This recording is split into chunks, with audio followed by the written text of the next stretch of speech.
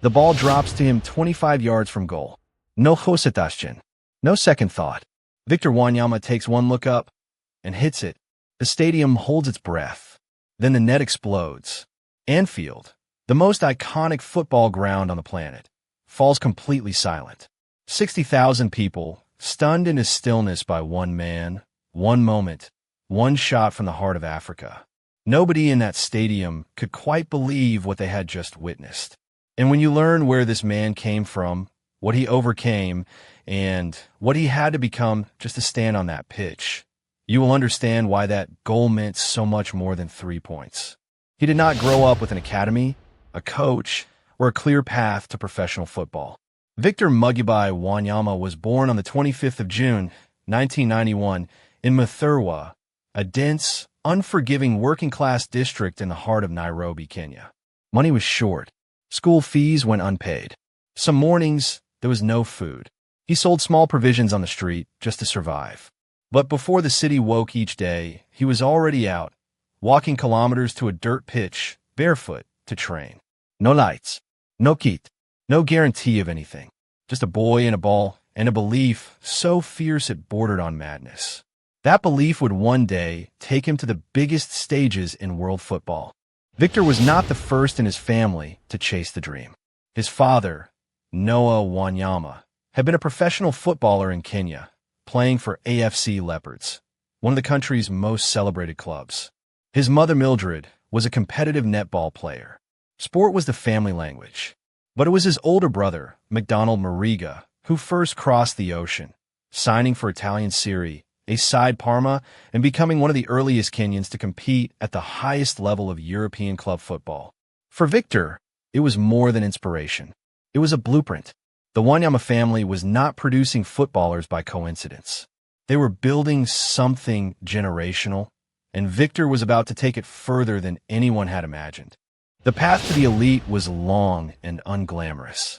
After early stints at youth academies and Kenyan Premier League clubs, Wanyama earned a move to Swedish club Helsingborg before signing a 4-year contract with Belgian side Beerschot. Those years in the lower leagues of European football, anonymous, difficult, far from home, were where the real Victor Wanyama was forged. He became physical, dominant, and tactically sharp in a way that betrayed just how serious his football education had been. When Celtic of Scotland finally secured his signature in 2011, they were not just signing a midfielder. They were signing a force. And the football world was about to find out exactly what that meant. November 7th, 2012. Celtic Park, Glasgow.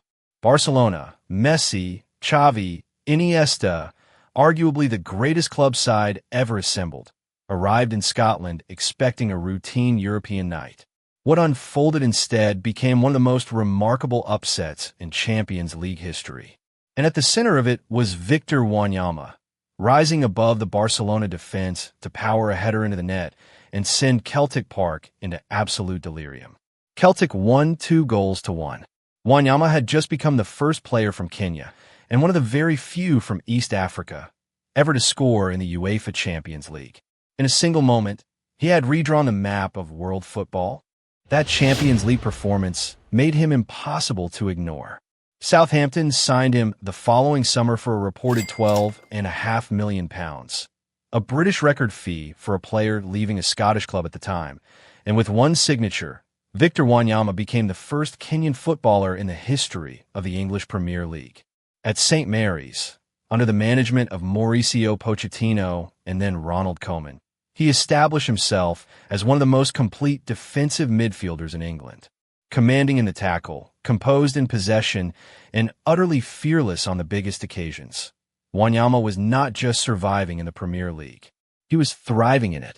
Tottenham Hotspur signed him in 2016, and what followed were the defining years of his career at club level. Paired with the extraordinary Belgian midfielder Moussa Dembele, Wanyama anchored one of the most dominant central midfield partnerships the Premier League had seen in years. Together they were iron and silk, Wanyama breaking, winning, and protecting, Dembele gliding and creating ahead of him. In their debut season, Tottenham finished second in the Premier League with 86 points, the club's best ever. 3 years later, the same squad, reached the UEFA Champions League final. And somewhere in between all of that came the moment Anfield will never forget. A 25-yard thunderbolt. Struck with such power and precision, it was voted goal of the month and replayed on highlight reels around the world for years to come. But the fullest measure of Victor Wanyama goes beyond any single goal, any club, any season. Over a career spanning 4 countries and 6 clubs, he earned 64 international caps and captained his nation, Kenya's Harambee Stars, to the 2019 Africa Cup of Nations, ending a 15-year absence from the continent's most prestigious tournament. He moved to Major League Soccer with CF Montreal as a designated player, bringing world-class experience to a new generation of footballers. And through all of it, he poured resources back into Kenya, funding grassroots academies, supporting youth charities, and quietly building the infrastructure that might one day produce the next Victor Wanyama. In April of 2026, he announced his retirement. The career was over. The story, the one that began on a dirt pitch in Nairobi, will outlast all of it.